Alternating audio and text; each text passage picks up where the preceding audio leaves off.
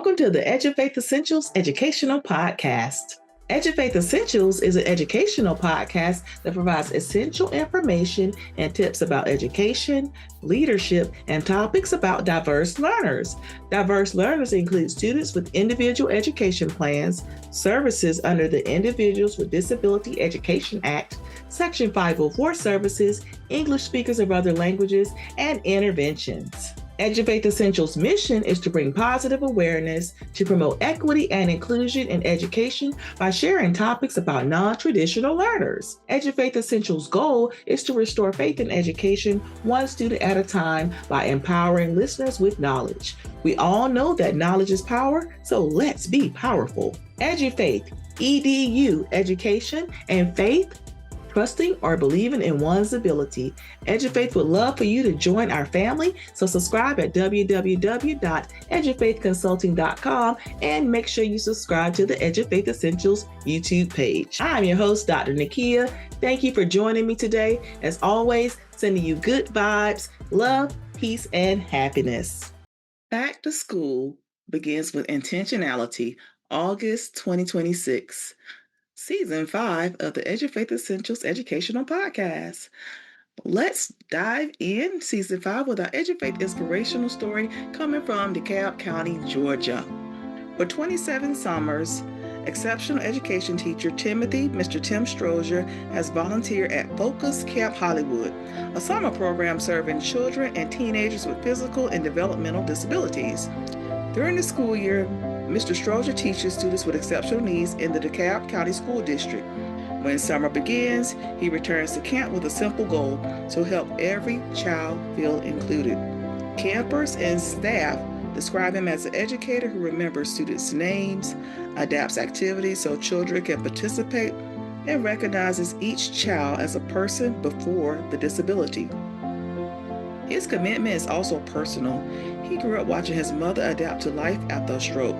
That experience shaped his belief that disability should never prevent someone from experiencing belonging, friendship, recreation, or joy.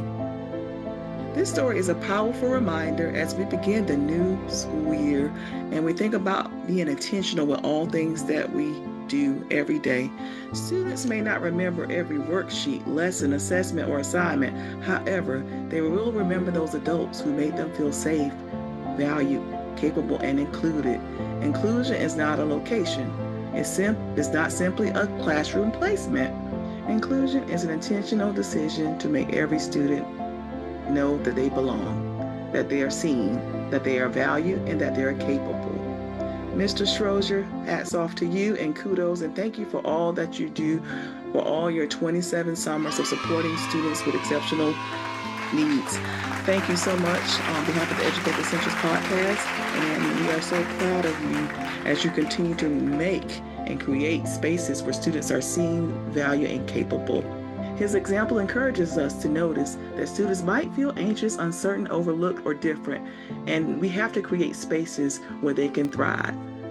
That story will be on the Edufaith Consulting website under News and Announcements, and it will be on the Edufaith Essentials YouTube page for you to take a look at the link and see Mr. Strozier in action. And that is it for our Edufaith Inspirational story as we kick off Season 5. Now let's shift to our dates to remember for the month of August. For August is National Truancy Prevention Month, National Immunization Awareness Month. Get ready for Kindergarten Month. That's right, kindergartners and kindergarten moms. It's time to get ready to send that baby off to school. August is also Psoriasis Action Month, Spinal Muscular Atrophy Awareness Month, Stevens-Jones Syndrome Awareness Month. August 9th is Book Lovers Day, appropriate for back to school. August 12th is International Youth Day. August 20th is National Accessible Air Travel Day. August 21st is National Senior Citizens Day. We want to celebrate our senior citizens. Lord knows I am creeping my way to be a senior citizen as we speak today. And August 26th is Women's Equality Day, a day where we look at the equal rights and consider the equal rights of women and their contributions in the world. And that is it for our dates to remember for the month of August. And all of those dates will be on the Edufaith Consulting website under announcements and news. Go there and check out those inclusive dates along with all of the essential news links, the inspirational story, and become a site member at www.edufaithconsulting.com. Now let's shift to essential news. Oh, it has been a busy month, busy summer. I'm going to recap quite a few stories. We're going to start with June, and then we're going to shift to July so we can keep everyone abreast of the essential news that's happening in our nation regarding special education. I'm going to give you an update of all the essential news that's happened in our nation and in our country for the month of June and July. We're going to start with Story 1. Special education programs begin a new partnership with HHS. On June 16, 2026, the U.S. Department of Education announced an intra-agency partnership with the U.S. Department of Health and Human Services. Under the agreement, HHS will partner with the Department of Education on special education and rehabilitative services programs.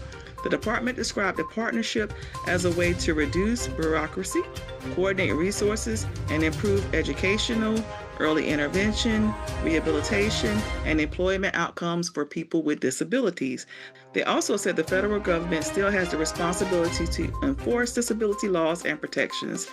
This change could help connect educators and families with health and rehabilitation services, along with early intervention and family support services. I know this was a story that I talked about going back and forth as far as shifting special education oversight from the Department of Education to Health and Human Services. We will see what happens.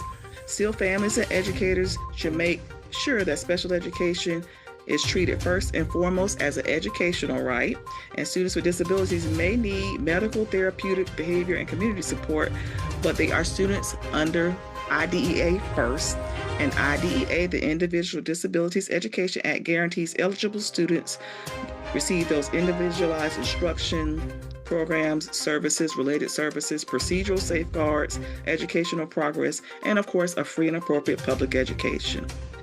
And Story 2. Story 2 is shifting, and it's kind of along the same lines. In that same June 16th announcement, there was announced a new partnership between the Department of Education and the Department of Justice. The agencies will coordinate the evaluation, investigation, and resolution of civil rights complaints, student privacy concerns and protections, and training for advisory services. The Department of Education stated that it will retain its statutory authorities while working with the DOJ to strengthen and coordinate civil rights enforcement. This matters for students with disabilities because the Office of Civil Rights enforces Section 504 of the Rehabilitation Act and Title II of the Americans with Disabilities Act in educational settings. Parents and educators should watch how the partnership affects complaint timelines, disability discrimination investigations, technical assistance, and accountability. Regardless of which agency performs an investigative function, students retain the right to equal access, reasonable modifications, appropriate accommodations, and freedom from disability discrimination. Story 3, the Secretary of Education issues a letter to parents of individuals with disabilities. On June 16th, Secretary of Education Linda McMahon issued a letter to parents of individuals with disabilities. The letter recognized the 50-year history of IDEA and noted that more than 8 million infants, toddlers, and children are now served under the law. The Secretary stated that the department has participated in listening sessions with more than 1,000 parents, educators, state leaders, and advocates. The letter also referenced proposals to increase special education funding and reduce educators' paperwork burdens. The letter acknowledges a reality that many families understand. Legal access has improved, but navigating special education can still be difficult. Families continue to experience delayed evaluations, confusing procedures, inconsistent communication, staffing shortages, service interruptions, and difficulty understanding their rights. Listening sessions are valuable, but families will ultimately measure progress by whether they receive their services and timely evaluations for instruction, appropriate services, and meaning educational benefits. We'll keep an eye out with that and see how things shift and continue to shift in special education across the country as far as services with that letter with the DOJ and the Department of Health and Services. Next story is Story 4. Annual IDEA determination letters show state-by-state performance. On June 26, the Department of Education released its annual IDEA determination letters evaluating each state's implementation of IDEA Parts B and C. Part B addresses services of school-aged children and students with disabilities. Part C addresses early intervention services for infants and toddlers. States receive ratings such as meets requirements, needs assistance, needs intervention, and needs substantial intervention. These ratings matter because they may reveal weaknesses involving evaluations, IEP implementation, early intervention, dispute resolution, educational placement, transition services, graduation, dropout, and student outcomes. State leaders should not treat these letters as an annual compliance exercise, and district and school leaders should examine these findings to ask whether the same concerns are occurring locally at the school level. That is very important. Intentional leaders spot problems early, before families have to file complaints, and then seek those resolutions to improve those processes.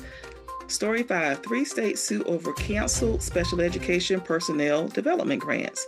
California, Rhode Island, and Wisconsin filed a lawsuit challenging the cancellation of state personnel development grant funding. These grants support the preparation and professional development of special education personnel. They may help states improve early intervention, instruction, transition services, educator training, and support for students with disabilities. This story comes at a time when many districts are already facing shortages of special education teachers, school psychologists, speech language pathologists, paraprofessionals, and other related service providers. Story 6. Now we're into July. Report identifies weaknesses in state IDEA monitoring. On July 10th, the CEC highlighted a report from the Council of Parent Attorneys and Advocates examining how states monitor school districts' implementation of IDEA. And those are all the stories for the month of June as far as essential news. Now let's shift to July. Story 6. More students with disabilities are learning in general education classrooms. A U.S. Government Accountability Office analysis found that the number of students with disabilities spending at least 40% of the school day in the general education classroom increased approximately 25% between 2012 and 2013 and 2023 and 2024. 42 states and the District of Columbia increased the percentage of students spending substantial portions of the day with non-disabled peers. However, progress varied across states and disability categories.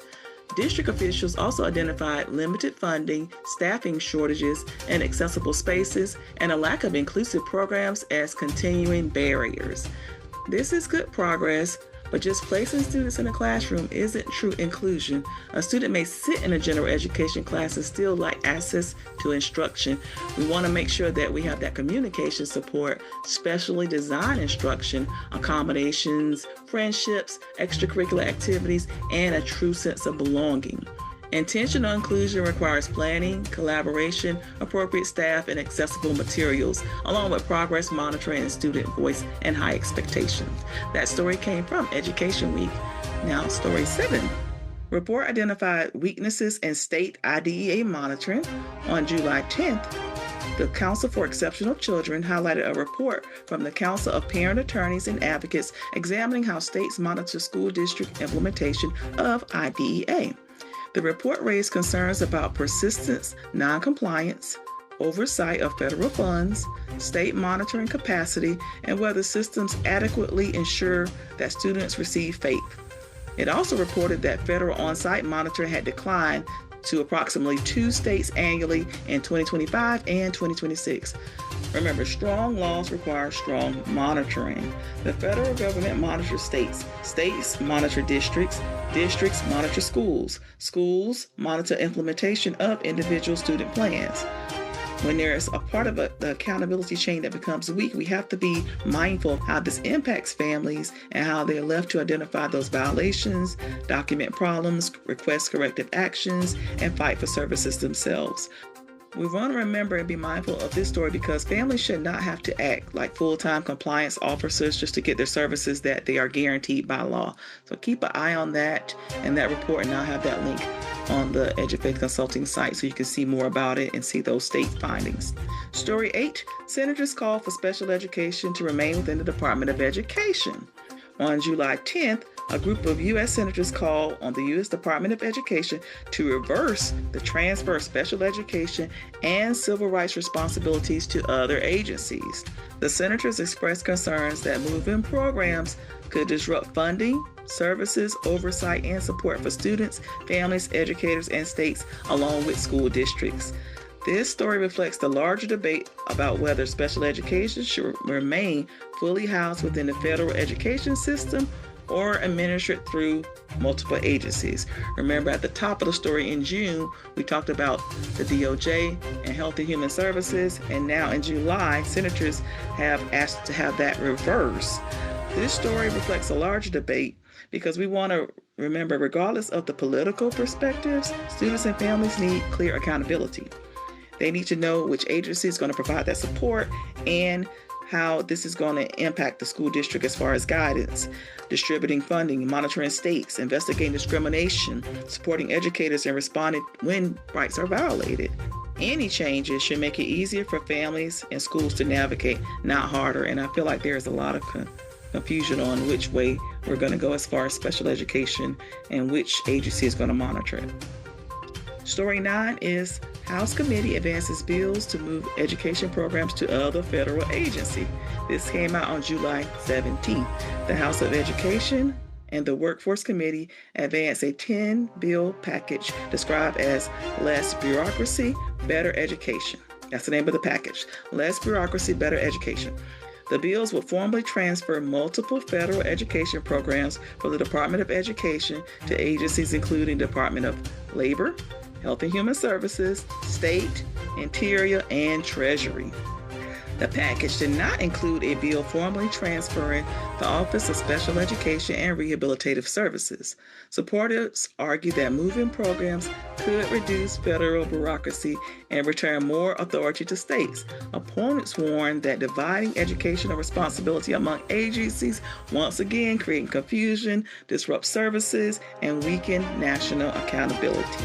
Parents, educators, and leaders should continue to monitor the developments and IDEA oversight, personnel preparation, technical assistance, special education research, civil rights enforcement, and federal funding. Keep an eye out because it seems like we're going back and forth with the special education and who's going to monitor it. And our final story for Essential News for July. Researchers examine whether AI can improve IEP quality. On July 24th, the University of Virginia reported on research examining whether artificial intelligence could improve IEP quality and reduce the documentation burden placed on special education teachers. The researchers found no statistical significance between the quality of IEP goals written by experienced teachers and those produced by ChatGPT assistants. Researchers are now exploring whether AI can help with progress monitoring materials, data analysis, and other labor-intensive parts of IEP development. AI might help teachers organize information, create drafts, make practice materials, or cut down on repetitive work, but a well-written IEP is always individualized and legally sound and should be written by the teacher. AI cannot replace current evaluation data, student voice, parent input, teacher expertise, direct observation, progress monitoring, or the professional judgment of the IEP team.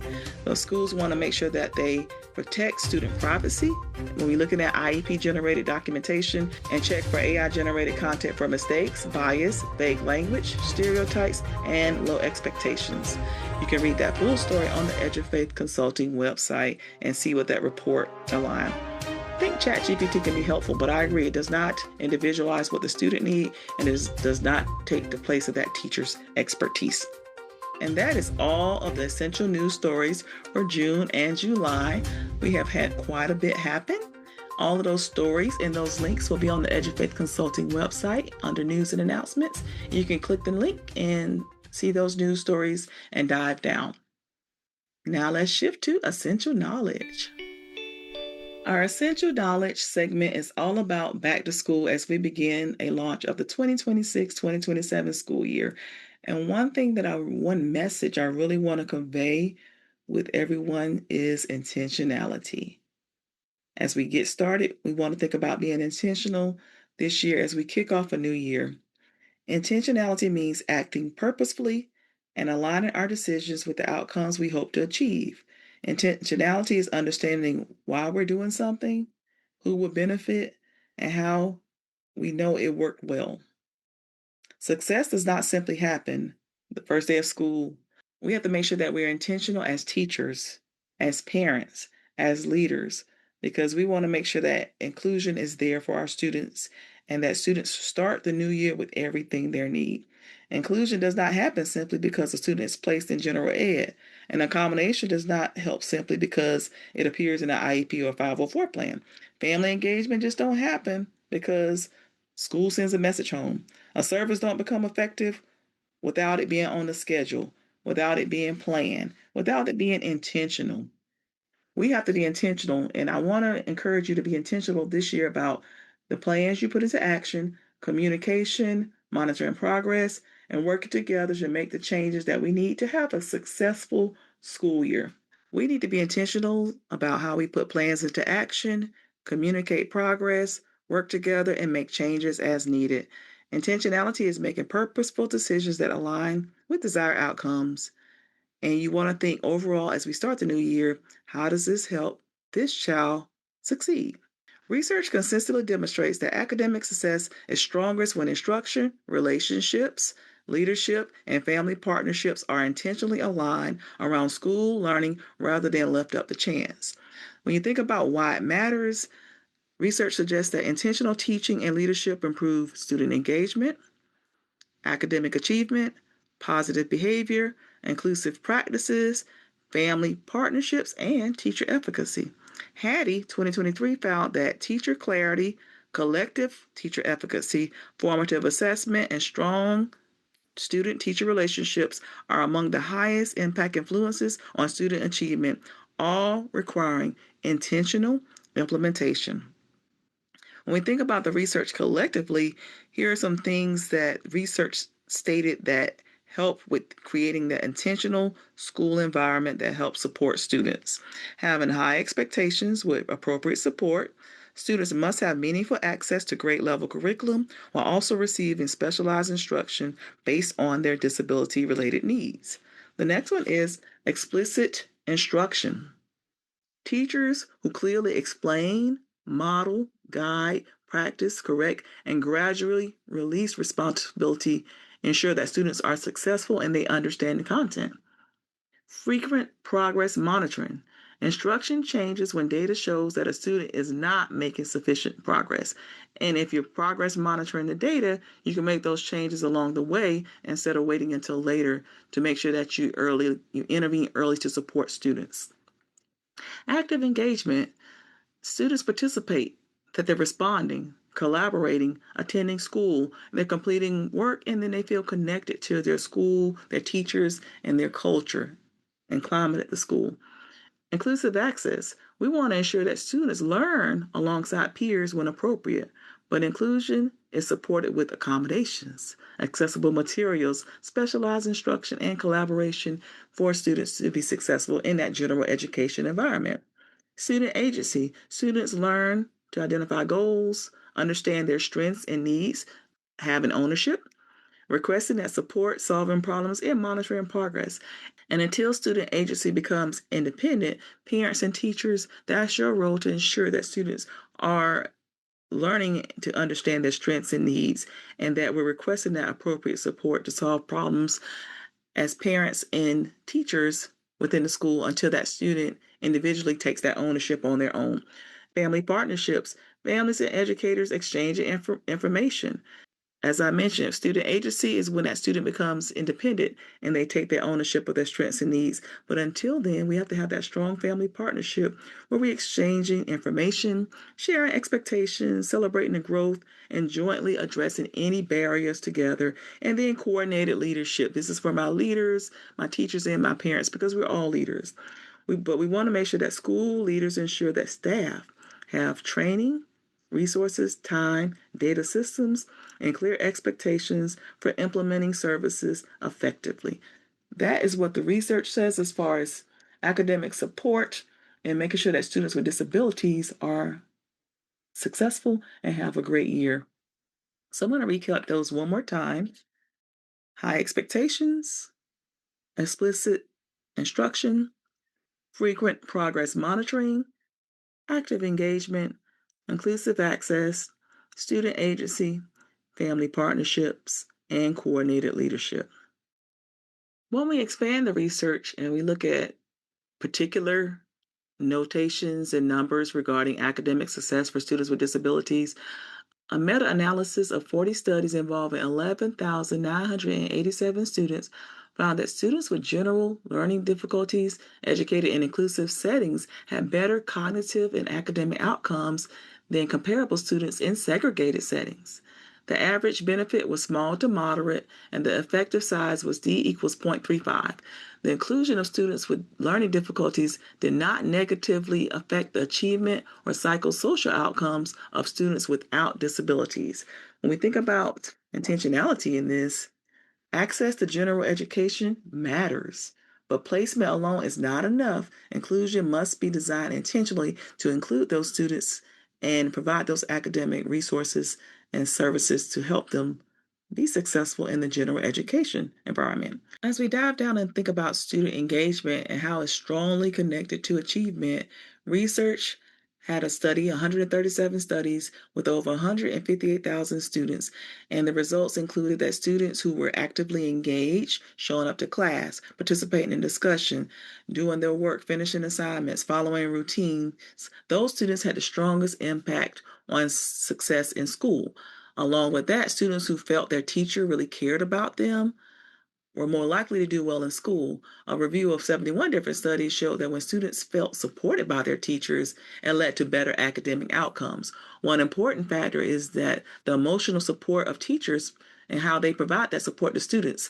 Their teachers, your emotional support has the strongest impact on how well students do and how engaged they are in their learning. So, teachers, you are truly the facilitators of learning. So, how does this connect to intentionality? Students with disabilities need adults who intentionally notice whether they are merely present and genuinely participating. You want to make sure, educators, that you're asking questions, that the student is actively and not passively during instruction. So they're actively engaged and not just passive sitting there. And they're completing work. They're asking questions. They feel known and supported. They're not afraid to speak up, and that their accommodations are helping support them and not strictly being a tally mark or something that you check off on paper. Research also aligned with formative assessment and how formative assessment improves achievement. The U.S. Department of Education evaluated 76 studies of formative assessment. 23 studies were rigorous enough to support casual conclusions, and the overall findings showed that formative assessment had a positive effect on elementary students' academic achievement. The effects were generally stronger in mathematics than in reading and writing. When you think about formative assessments, that's a way for you to measure data and go back and reteach. Formative assessments include brief and frequent check-ins for understanding, curriculum-based measures, student responses, work samples, exit tickets, observations, and progress monitoring data.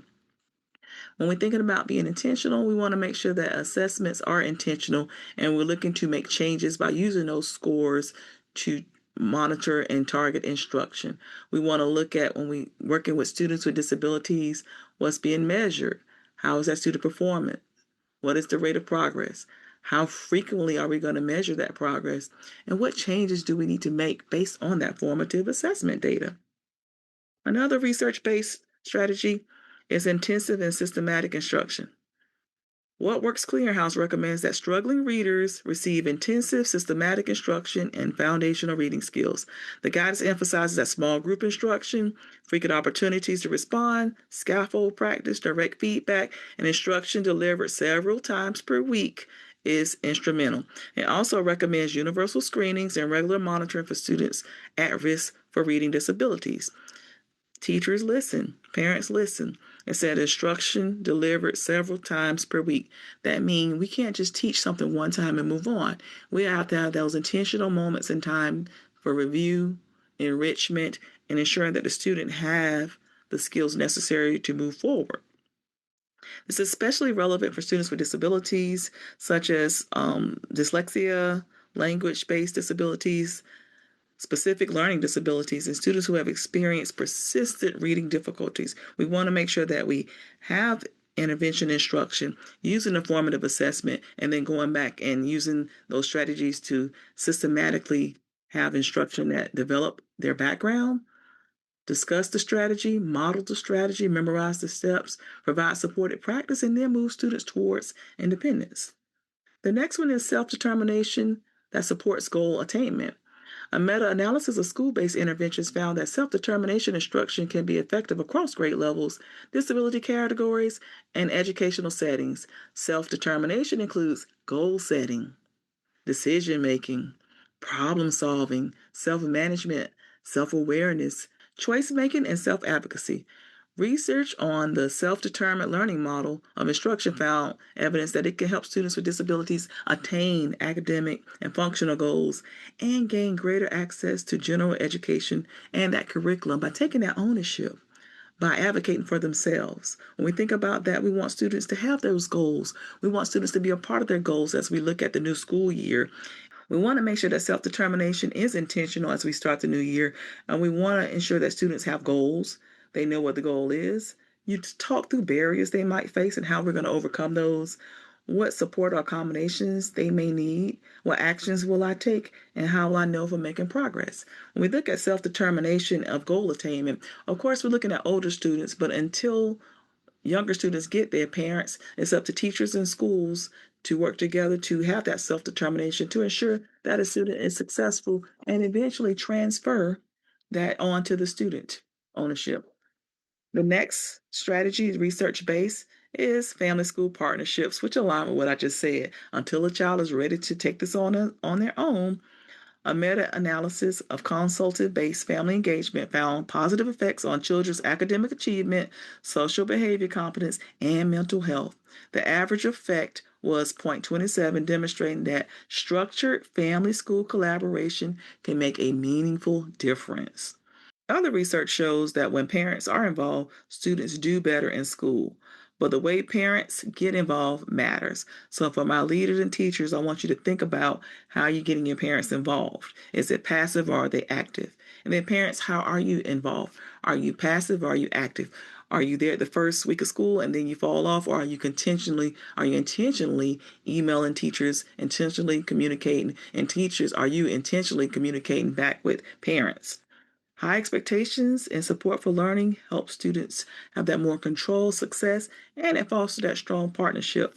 When you're thinking about this and intentional family partnerships, you want to contact families before problems arise, and families, you want to contact the school before problems arise. You want to explain academic expectations clearly. That's for my teachers and my leaders. We all want to share understandable progress data. So, teachers and leaders, you're sharing that data. And parents, if you don't understand, you're asking questions. You want to ask families what work at home and use those strategies in the school to mirror that bridge. You want to provide specific ways families can reinforce learning, parent nights, learning nights where they're actively, not just sit and get, but they're actively learning things that they can take home and work with their child in the home and foster that communication. And then we want to communicate strengths as well as concerns. We want to have the good and the bad. And then attendance, mentoring, and connection. Another research-based strategy when we're looking at students with disabilities. What Works Clearinghouse found that Check and Connect had positive effects on keeping high school students in school and potentially positive effects on grade progression. The program uses continuous monitoring, mentoring, individualized attention, family partnerships, and early intervention when attendance, behavior, and academic problems appear. When we think about this, we have a lot of oversight for students when they start school, but as students get older, I don't know why the oversight falls off for secondary students. And secondary students, they still need their mom and dad. Teachers still need parents there. It's really important that we continue to do the same thing we did for younger children that we do for older children and have that gradual release when they go to college. We want to make sure that schools don't wait until students have failed classes, or parents, you don't wait until something negative comes across communication. You want to make sure that you're intentionally always there from K through 12 because parenting never stops. And although students may say they don't need you, they really do need you. When we think about secondary students and all students, we want to make sure that we are looking at attendance, course performance, assignment completion, behavior engagement, credit accumulation, student and family concerns, and that students across the board, K through 12, have a trusted adult that they can go to. The final strategy, research-based strategy for students with disabilities, is co-teaching. And co-teaching must be more than two teachers in a room. Co-teaching is a teaching model, and I went through this. I think I went through this on a couple of years ago podcast where I talked about the different models of co-teaching. But co-teaching is common when you have students with disabilities, and it's a model with two teachers in the classroom, and one is a special education teacher and one is a gen ed teacher. And in that, they're collaboratively meeting the needs of students, all students in the classroom. As we look into classrooms and teachers and special education teachers work together, and if your child is in a co-teaching classroom, and teachers, if you're in a co-teaching setting, we want to remember that co-teaching must include intentional planning, shared responsibility, flexible instructional model, differentiated instruction, that's why we have our two teachers there, and in a joint review of student data that you're working together. Leaders, when you're looking at co-teaching classrooms and how you can support those classrooms, you want to make sure that both teachers are providing that instruction equally, that their planning time is protected, students with disabilities receive their specialized services in that co-taught setting, small groups change according to current data, one teacher is not permanently functioning as an assistant, there's a shared responsibility, and that both teachers understand the students' IEP goals and accommodations. Those are our research-based strategies to help support students with disability as we expand on academic success. So we look at that expanded research for academic success for students with disabilities. So when we recap the expanded research for academic success for students with disabilities, I want to recap all the strategies really quick. Inclusive education can improve academic outcomes. Student engagement is strongly connected to student achievement. Teachers, you matter. Formative assessment improves achievement. Going back teaching, using that data to go back and reteach. Intensive and systematic instruction matters. Structured peer learning can support literacy, having students in groups and having them use those groups to reinforce reading strategies. Self regulation improves writing and academic independence, which means teachers teach students explicit academic strategies while teaching goal setting, self monitoring, self taught planning, and independent application. And all those things strengthen students' writing skills and help them become academically independent. The next one is family school partnerships and improving outcomes. And then we have attendance, mentoring, and connection matters, particularly with our older students. And then our final one is co-teaching must be more than two adults in the classroom. Those are some research-based academic strategies that's really going to help support our students as we intentionally start our new school year and support students. All right, now let me give you some strategies and tips for parents, educators, and leaders as we shift forward. And one thing I do want to add and provide for you all is a resource. If you become a site member on the Edufaith Consulting site, I'm going to have these 5 strategies, these 5 deep dive strategies for parents, educators, and leaders as a resource for my site members. To become a site member is totally free. You go on and you sign up. There's a site member folder. You can go in there. You can download all the resources, free resources to help support your back to school journey and anything else you need. So those are the research-based tips that help support students with disabilities academically. General back to school tips for all students. We want to make sure we start routines before the first day, conduct a practice morning before the first day of school. We want to set those clear goals for any student across the board. We want to build positive relationships early. We want to stay organized. We want to communicate frequently. We want to prioritize attendance from day one. We want to encourage independence for students. We want to ensure that we are celebrating growth and progress for students, celebrating those wins. We're supporting emotional well-being and social emotional well-being. And then we're intentional every day. Every interaction matters. Small, consistent actions really build confidence, success over time for all students. And the final one is be intentional every day. Every interaction matters. Small, consistent actions build trust, confidence, and success over time. So those are our general back to school tips. Now we're going to get into our deep dive for parents, educators, and leaders. And these strategies and these tips will be on the Edufaith Consulting If you become a site member, you can download a copy of these strategies directly. They are free. I have, for site members, I have resources, a repository of resources and documents to help support you with diverse learners, IEP meetings, and everything. All you have to do is go to www.edufaithconsulting.com, sign up, become a site member. Once you log in, you'll see the site resources, and you can download these 5 deep dive activities or strategies for parents, educators, and leaders. So let's go into our 5 intentional practices for parents. For my parents, in my book, Essential Tips of Parents of Students with Disabilities, I emphasize that parents are the child's first teacher, and you really are. And you are the adults who remain consistently involved in your child's educational journey. As you are the knowledge expert, and you bring that knowledge about your child's development, communication, culture, interests, strengths, challenges, and successful strategies that no assessment can fully capture. Here are my 5 tips for you. The first thing I want you to do is review every educational plan. Before the school year gains momentum, review your child's IEP, 504 plan, English language learner plan, behavior intervention plan, healthcare plan, any evaluation reports, progress reports, transition plan, anything that's applicable. You want to make sure that you know the goals and accommodations that your child is supposed to receive. You make sure that you communicate those with the teachers. And then write down any questions before meetings. And if you feel like you need to schedule a meeting, schedule a meeting. Give teachers a copy of the 504, the IEP plan, so they have a copy of it, and see if they have any questions that you can help. You want to ensure that you start off being an active and equal team member. You attending meetings, asking questions, sharing information. You want to ensure that you're pushing in from the beginning. And you want to also, number 3, strengthen homeschool partnerships. And by being an active and equal team member, you are going to strengthen those homeschool partnerships. Communicate with your teachers before concerns arise. You want to listen to what educators are observing. You want to ask them to explain successful strategies that you can mirror at home. You want to ensure that you ask the teacher, what's one thing I can do at home to help support you?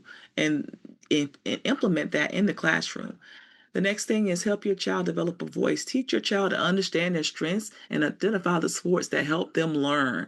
We want to make sure that they understand and that you're reiterating to your child that depending on the age and ability, the students can learn to say, please repeat the directions. I understand better when I can see an example.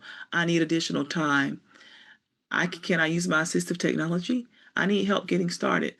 As parents, you want to help your child develop that self-advocacy once they're older and old enough to do it, and you want to intentionally teach that so it becomes a part of their ownership and learning.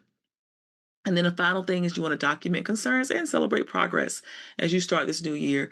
When communication becomes unclear and concerns continue, you want to document your requests in writing and include dates. And then you want to email the teacher. You want to keep everything organized, and then you want to have those meeting notes. Documentation should not only focus on difficulties, but you want to have those accomplishments as well. So you want to record when your child did well, when your child met goal progress, when they were successful with accommodations, because you could communicate that information to teachers. My child is successful when this happens. My child has improved their independence. My child has completed their goals. And then you also want to focus on areas of growth. So you want to make sure that you document concerns, celebrating progress. So recap my tips for parents one more time. And these are on, you can download this document as if you're a site member, review education plans, be an active member, strengthen homeschool partnerships, help your child develop a voice, and document concerns and celebrate progress. Teachers, educators, let's get you intentional. The one thing I want you to do is know the learner before teaching the lesson. Go in, review those IEPs, those 504 plans, English language learner plans, behavior plans, health plans. Learn about the child before the child enters the classroom. Learn about what allergies they have. Learn about their strengths, their cultural, their linguistic background, their communication style. Try to learn these things before the child enters the classroom. You also want to make sure that you understand family priorities and that you're learning and building that relationship. The next thing you want to do is coordinate disability and language support. Based on what type of plan that child has, you might want to seek out the special education department. You want to seek out Section 504, your Section 504 coordinator for support, or your English language learner professional in your building. You want to make sure that you have that language acquisition and strategies to help support that student, and that you have those specialized supports.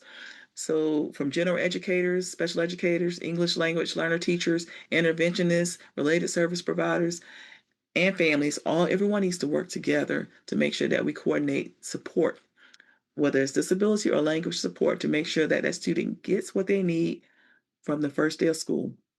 The next thing for my teachers is to implement accommodations consistently. We want to make sure that we know what the accommodations are and that you set up some type of tracking and you're recording those accommodations and determining whether those accommodations help that student access instruction, participate, or demonstrate learning. So don't just check box it. Learn the accommodations and actively implement them and collect data. The next thing for teachers is you want to communicate strategies that families can use at home. Parents want to help. So teachers give them strategies, empower them with strategies and communications that they can use at home in the classroom. And then the last one for my teachers is communicate strengths as well as concerns. Don't always go in for the bad. Communicate the positives as well. Families should not hear from the school when a student is struggling, missing work, or demonstrating challenging behavior. We want to share successes early and regularly, and we want to tell parents about improved efforts, academic growth, increased independence, positive peer interactions, progress towards goals, moments of kindness or leadership. We want to share good news because that's going to help build your trust. And you'll have that for if you have to have a tougher conversation later.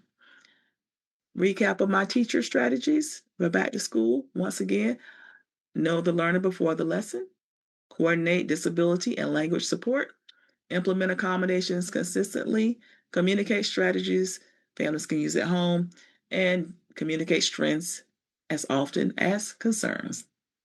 Finally, for my leaders, let's kick the school year off strong. We want to create one coordinated system for diverse learners.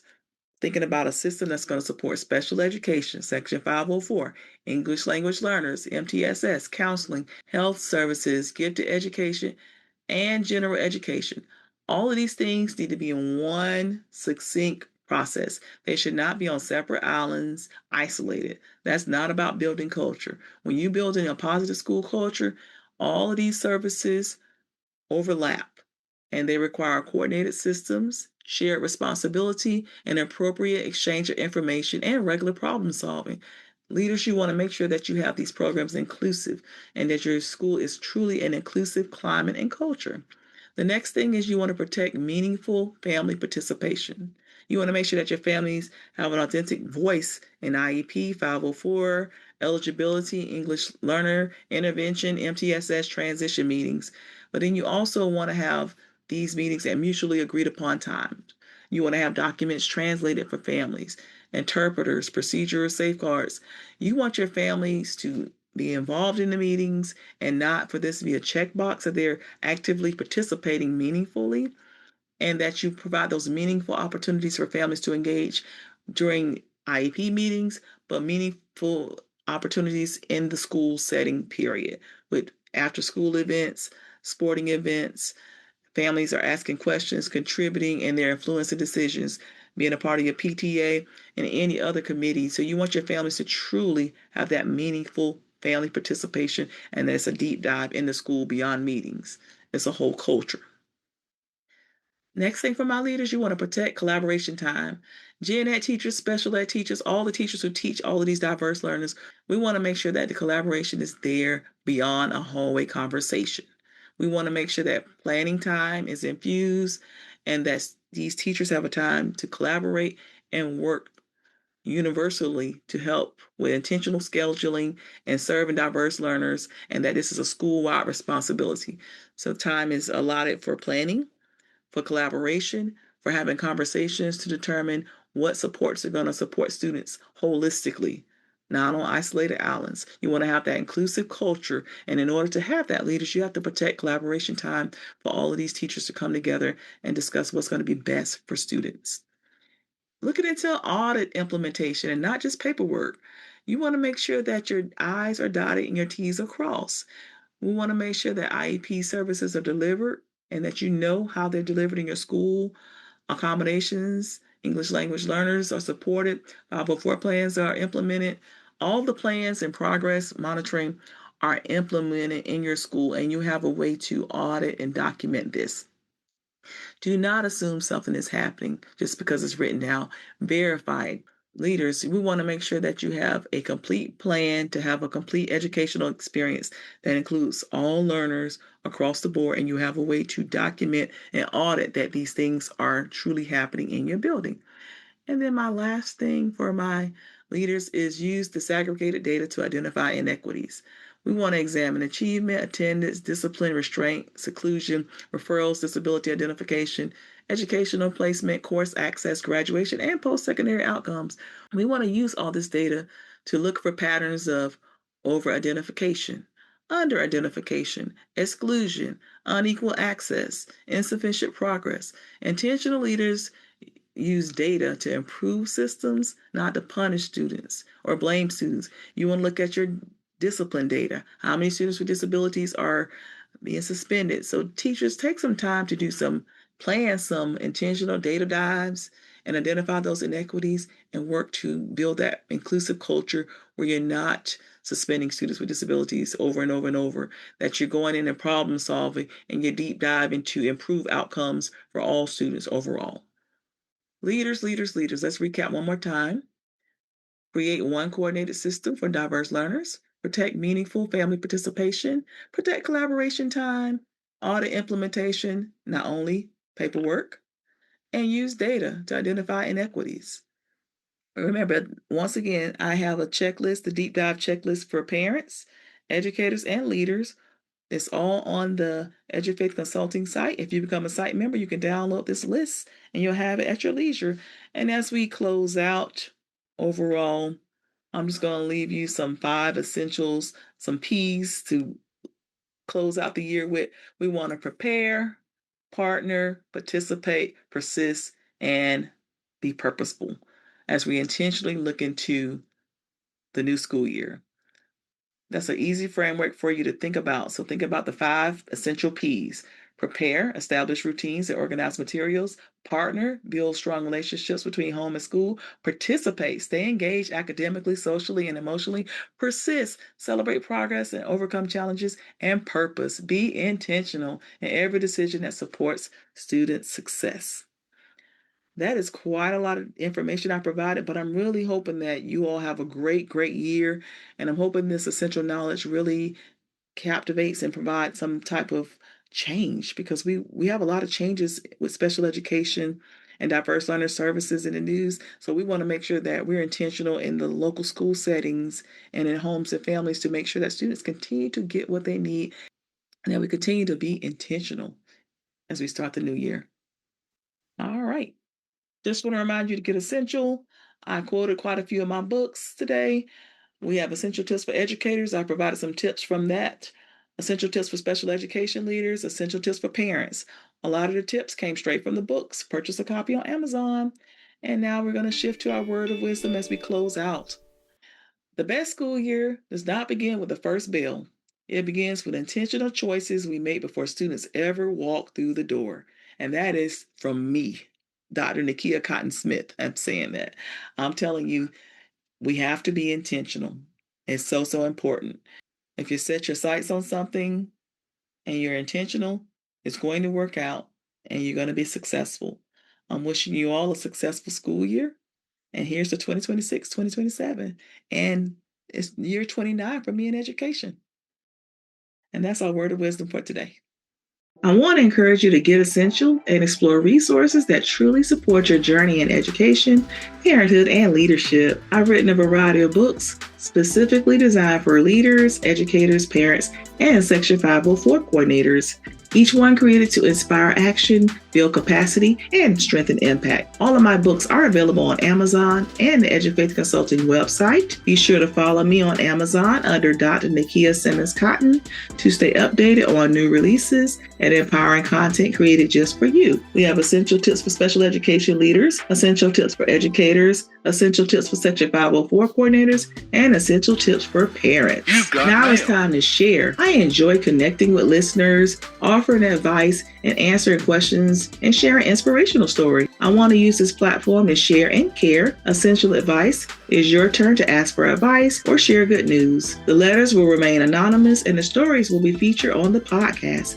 Sharing is caring. Please email me at edufaithforall@gmail.com. That is EDUFAITH, the number 4ALL@gmail.com. All listeners should adhere to district policies, follow protocols, remain ethical, and adhere to guidelines in the best interest of children. Edufaith Essentials does not assume responsibility or is legally liable for anyone's actions based on the information in this podcast. Before I go, I want to invite you to subscribe to www.edufaithconsulting.com to stay connected and informed. When you subscribe, you'll receive a monthly newsletter packed with fresh resources, leadership tips, and an insightful blog to support your growth as an educator, leader, or parent. www.edufaithconsulting.com. Scroll down, enter your email address, and click subscribe. Don't forget to check out and subscribe to the Edufaith Essentials YouTube page, where you'll find practical videos, interviews, and essential strategies designed to empower your work and purpose. Let's grow together, stay connected, and stay equipped.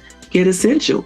At Edufaith Educational Services, we are committed to equipping families, educators, and leaders with tools, training, and support they need to thrive in today's educational landscape. In addition to our podcast, we provide a wide variety of educational services designed to address the needs of parents, support with disability services, meeting advocacy, service explanations, educators, guidance, coaching, professional development, and leaders, training, professional coaching, leadership coaching, and support with diverse learners and programs. We also specialize in college and accommodation advocacy, including SAT and ACT accommodation support, college and career readiness coaching, and parent education training for schools, organizations, and community groups. Our expertise extends to program development and review, including Individuals with Disabilities Education Act, Section 504, and inclusive practice frameworks. We offer customized professional development for schools, districts, nonprofits, and businesses focused on supporting diverse learners and inclusive education. Edufaith is also proud to offer trainings based on our impactful Essential Tips book series, including Essential Tips for Special Education Leaders, Essential Tips for Section 504 Coordinators, and Essential Tips for Parents and Educators. These sessions provide practical strategies, compliance guidance, and leadership insight grounded in real work experience and align with current educational policies. Go to www.edufaithconsulting.com to see what Edufaith can do to support you. Don't forget to follow Edufaith on social media to stay connected, inspire, and inform. Join us on Instagram, Facebook, LinkedIn, the Edufaith Essentials YouTube page, TikTok, and other social media platforms for daily tips, encouragement, upcoming events, and behind-the-scenes updates. Whether you're a parent, educator, or a leader, our social media platforms offer valuable content, community engagement, and practical strategies to support your journey. Stay in the know and be a part of the movement. Follow Edufaith today. As we close out, I want to thank you for listening to today's episode and thank you for staying connected to the Edufaith Essentials podcast. Don't miss a moment to listen to the Edufaith Essentials podcast on your favorite platforms, including Pandora, iTunes, Spotify, iHeartRadio, and all other podcast platforms, including Buzzsprout. All links to the podcast and information is easily accessible on the Edufaith Essentials YouTube page. Tune in, subscribe, and join us as we inspire and equip you every step of the way. Dr. Nakia here signing off, reminding you to be the light, be the change, love someone. Let's restore faith in education one student at a time, and let's get essential.